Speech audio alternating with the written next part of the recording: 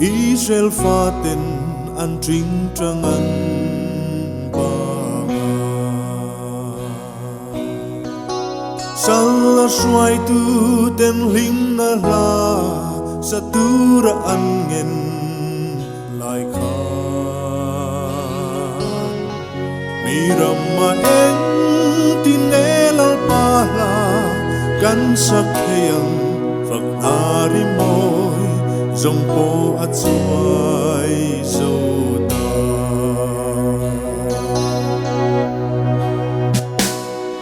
cần dâu rầm gừng lệ vang thi rin tha rau mal som rua bui cần ngai ani Zion Hamoy lệ trinh trăng dài ri tên mùa đan liam mê kê ân per quang tuy bui cam ma bangin zaya chole mit in reng te hin layang ui zota nam ma chuani mi te kan lim ma kan lom le thei na Itharau kan chunga tirin min ti har thar le ta che lawa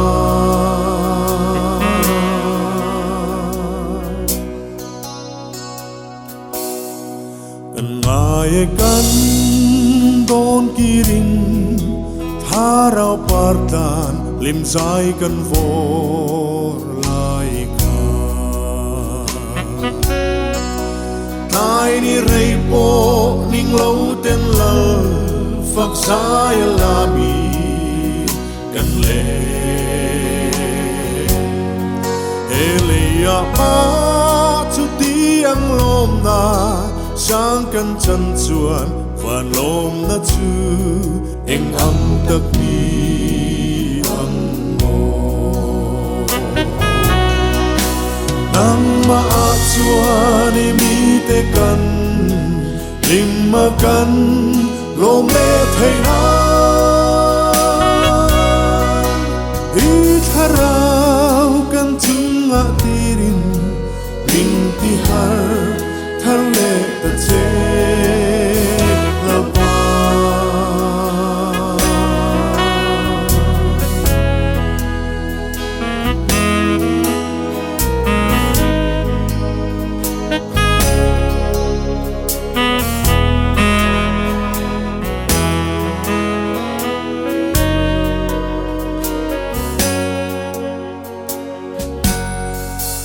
Lali su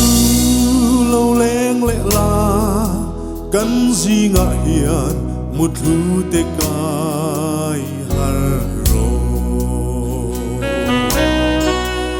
I mang ai tui pui phone te chuan